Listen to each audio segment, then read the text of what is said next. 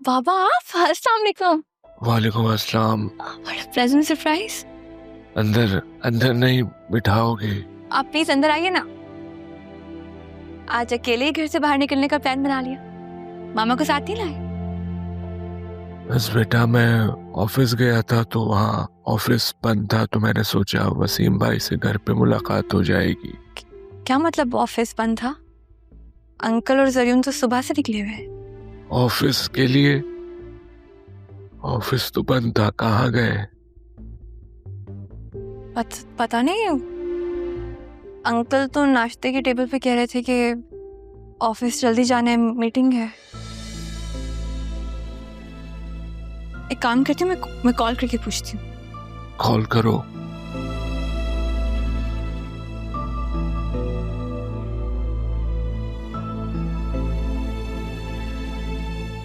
क्या हुआ? फोन बंद है। अंकल को ट्राई करती हूँ।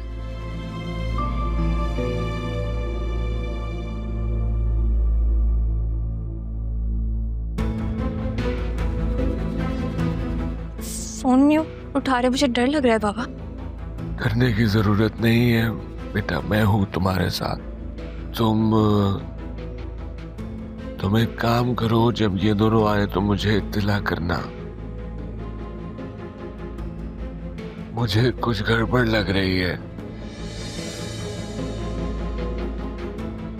आप अंदर तो आए ना कुछ। नहीं, परेशान मत होना। जी मैम। अल्लाह हाफिज मैम। अल्लाह हाफिज।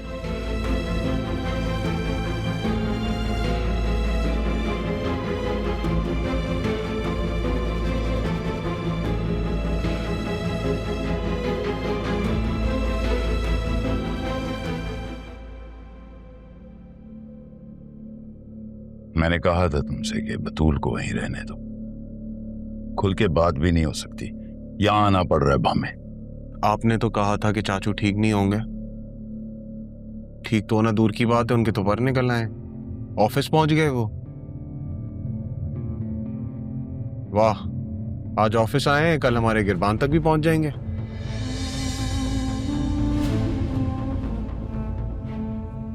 जरियोन, वक्त आ गया है,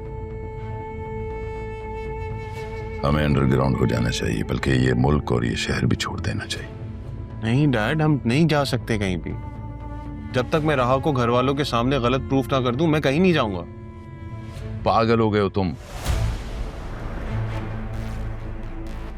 मुझे यूं अदील का अचानक ऑफिस आना हजम नहीं हो रहा। Divide and rule dad, divide and rule. राहा को सबके सामने गलत प्रूफ करना ही पड़ेगा। ये जो कुछ हमने किया है उसके नाम पे डालना पड़ेगा, और जब तक वो ऑफिस पहुंचेगी तब तक बात बहुत दूर जा चुकी होगी डैड। हम अपना नया टारगेट भी ढूंढ लेंगे।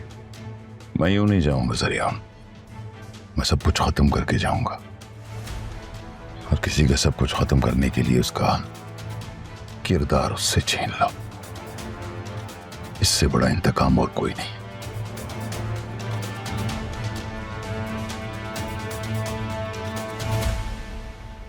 घर चले? नहीं, मैं घर नहीं जा रहा, तुम जाओ। तुम घर जाके कोशिश करो कि बतूल को अदील के पास भी जाओ। ये क्या तरीका है? घर होते भी हम बेघर हैं।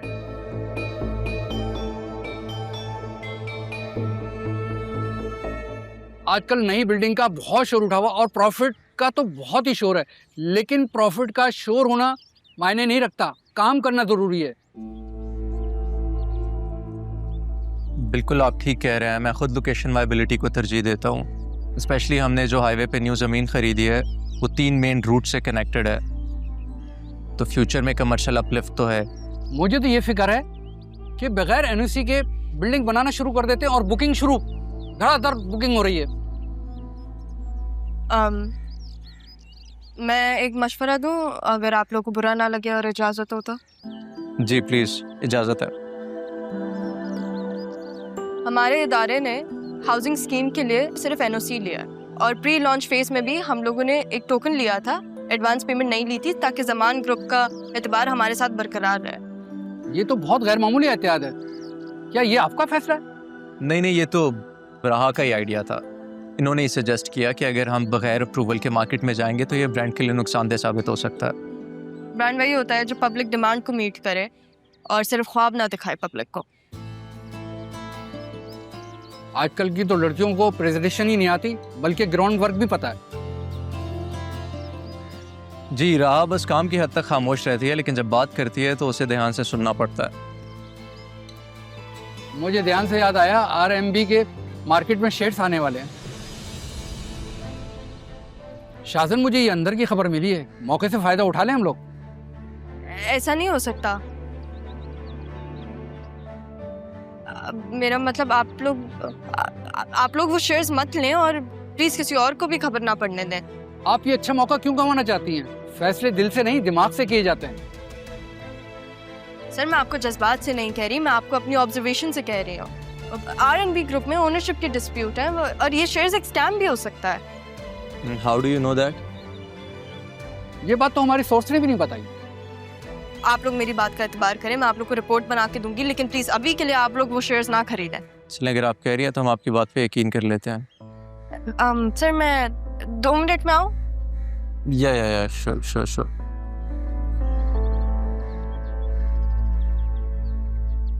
तुमने एक अपने एम्प्लॉय की बात मान ली। ये क्या एक जज्बाती फैसला नहीं किया तुमने? राह सिर्फ मेरी एम्प्लॉय नहीं बल्कि बहुत अच्छी दोस्त भी है, और कुछ दोस्त कभी आपका नुकसान नहीं होने देना चाहते। शायद आपको जज्बात लग रहे हैं, वो मेरा डीप इंसाइट है। लेकिन मैं यकीन से कह सकता हूँ आपको, ये लड़की बहुत आगे जाएगी। इसका विजन बहुत कमाल का है। इंशाल्लाह।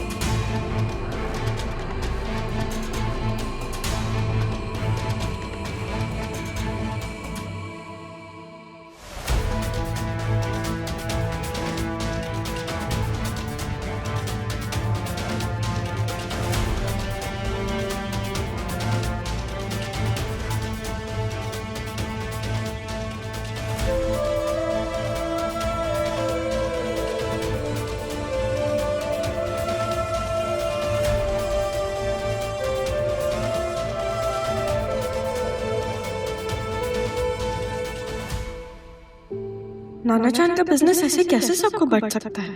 नहीं, ऐसा नहीं होगा। मुझे कुछ करना पड़ेगा।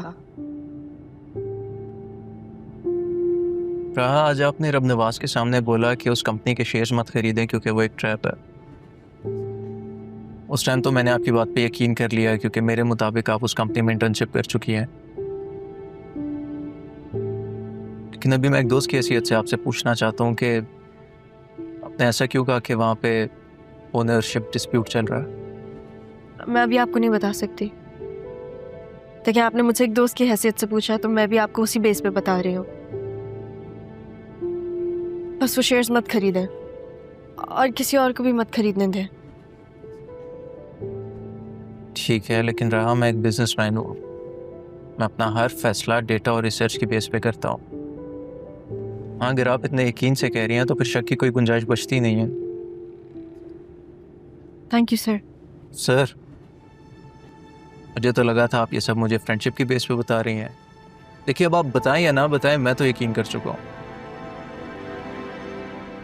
कभी कभी ये पता होना कि कोई आप पर यकीन करता है, यही काफ़ी होता है।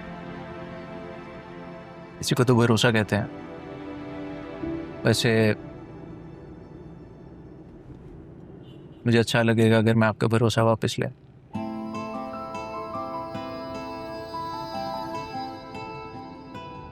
वैसे आज का टेक अवे ये था कि बिजनेस में दूसरे की बात भी पहले सुन लेनी चाहिए। मिस ऑनेस्ट, आप मुझे कोई और नाम दे दें। ये तो वैसे मुझे कहना चाहिए क्योंकि मेरा नाम आपने बांगलू रखा हुआ है। अच्छा, आप मुझे शर्मिंदा कर रहे हैं। आपके चेहरे पे मैं शर्म हया तो देख सकता हूँ, लेकिन शर्मिंदगी कभी भी नहीं। क्या मेरी स्पेशल दोस्त है? दोस्ती में स्पेशल का मतलब खतरों से खेलना होता है। हो सकता है, लेकिन जो खतरा दिल को भी अच्छा लगे उस खतरे को उठाने में कोई खर्च नहीं। मेरा घर ना रास्ते में ही आता है, आप मुझे घर ड्रॉप करते हैं। ओके दोस्त। मैंने जान के मारिया को कुछ दिन रुकने का कहा था ताकि इस केस के बारे में मैं मज़ीद मालूमात हासिल कर लूँ। अच्छा, तो फिर क्या पता लगा? जेन्युइन केस है। आज बुलाया मैंने मारिया को, बतूल से भी कह दिया, क्योंकि मेरे मिलने से ज़्यादा उन दोनों का आपस में मिलना बहुत ज़रूरी है।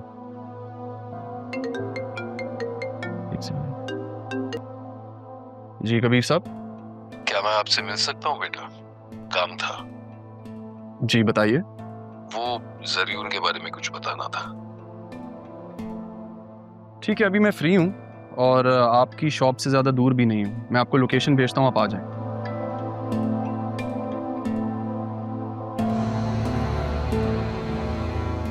खैर तो मैं यही सोच रहा था कि अब ये केस जो है ब्रो सीरियस हो गया, क्योंकि केस जेन्युइन है और मुझे चीज़ों का पता लग गया। सही है।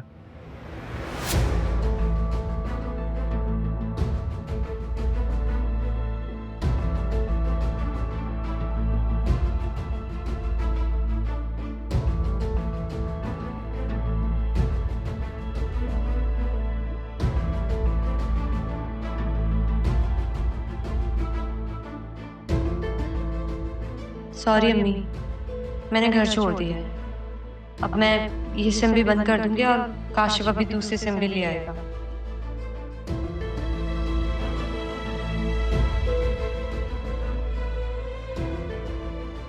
हेलो काशिफ, कहाँ पे हो तुम? मैं कराची लैंड कर चुका हूँ, बस आ रहा हूँ, रास्ते में हूँ। मौलवी को लेकर आता हूँ तुम्हारे पास। तुम थोड़ा सा इंतजार करो, थोड़ा सा, बस मैं आ गया। ओके।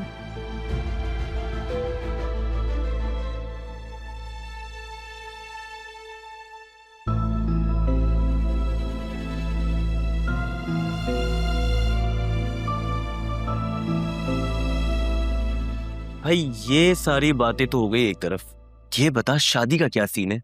ये सब बातें एक तरफ करके तुझे मेरी शादी का ख्याल कहाँ से आ गया? बस यार, तेरी भाभी है ना, वो हमेशा पूछती रहती है कि अरमान भाई का इरादा बदला कि नहीं, और तो और वो अपनी बहन को भी यहाँ लाने का सोच रही है। फिक्र मत करना, भाभी से कहना मैं खुद आऊंगा उनसे मिलने और आके खुद मना करूंगा। थोड़ा सा नाराज होंगी, समझा देना। अरे नहीं भाई नहीं, तुझे खुद करनी नहीं है, और मेरी हुई भी शादी क्यों खराब करने पे तुला हुआ है यार। यार बन, गद्दार ना बन।